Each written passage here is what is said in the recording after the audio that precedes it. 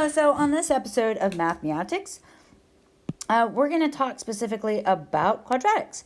And we're going to specifically start talking about our parent function for quadratics, and that is the equation y is equal to x squared. Now, there's a lot of key characteristics with quadratics, specifically with our parent function. And we need to be, with quadratics, we want to be in standard form. Standard form is the equation y is equal to ax squared plus bx plus c. Now, if I look at my parent function, it's y is equal to x squared. Well, the bx and the c are not there. So my a here in this case would be equal to 1 of the parent function, and the b would be equal to 0, and so would the c. The c would also be equal to 0 for the parent function, okay?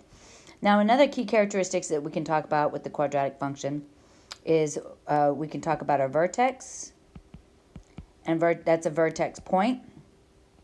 That is we have an x and a y value. That is going to be the maximum or lowest. So we can talk about max or minimum. So the highest or lowest point on the graph. Let's say highest. Okay. The highest being the maximum or the lowest being the minimum. Now let's talk about a table list of values for our quadratic. Okay? Now we have x and y, and we want to talk about we want to talk about the axis, what's called the axis of symmetry. The axis of symmetry cuts our graph in half into two equal halves. Okay? And the axis of symmetry is always an equation, axis of symmetry, and it goes through it's the x value. It's x is equal to whatever the x value is in the vertex. Okay, so that's going to be an x value a there. Okay, now the formula to find the axis of symmetry is x is equal to negative b over 2a. So remember, up here we said in our parent function, we said our a is equal to 1.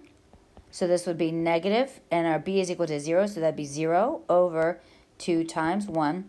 But 0 divided by any number is going to give us 0.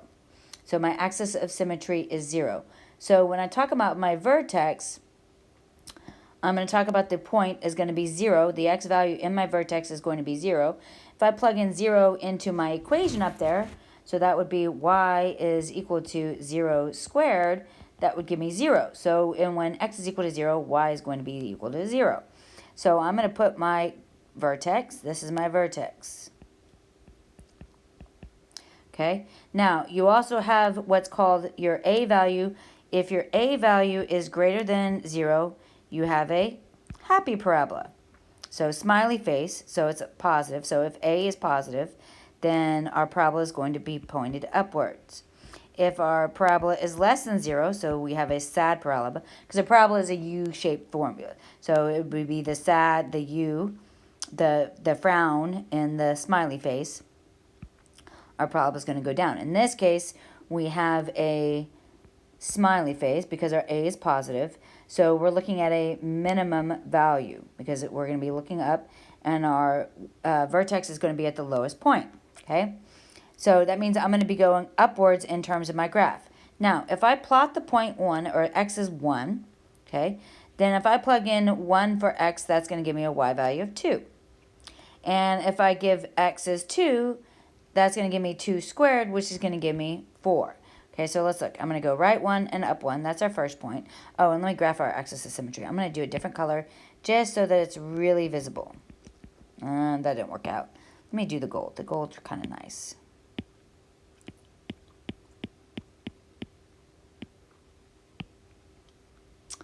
I will do this gold sparkly, and let's see if that shows up. Yes, that shows up nicely.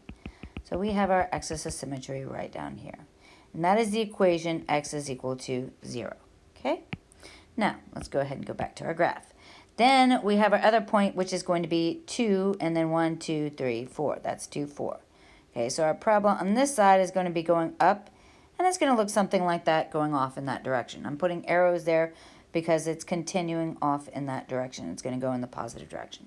Now, on our axis of symmetry, that's a mirrored image. That means if I look at this here, from that axis of symmetry to that point that I graphed, it's an equal distance on the other side and the same y value. So the y value is going to be over here at the same, the x value is now, instead of being positive, it's now going to be negative. So if I talk about, and same here with negative 1. So if x is negative 1, y is also going to be positive 1. And if x is negative 2, y is going to be positive 4. Now if I think about this, okay, now we talk about our domain. Domain in this is going to be all real numbers. It's always going to be real numbers. X can be any value. But if we notice our range is not going to go beneath that vertex, because it's not going to go in this direction, because that's not where our graph is. Our graph is here. Okay, so our y value has to be greater than or equal to, now we're going to go back to our vertex and we're going to look at the y value in our vertex, greater than or not y, 0.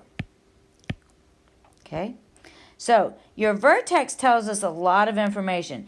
It gives us the axis of symmetry, and it gives us our range.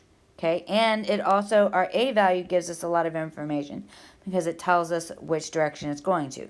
Now, the parent function is important because all other equations are graphed from that. Now, we're going to talk, in the next problem, I'll talk about a problem that's not the parent function. I will see you then. Oh, and we have essentially graphed our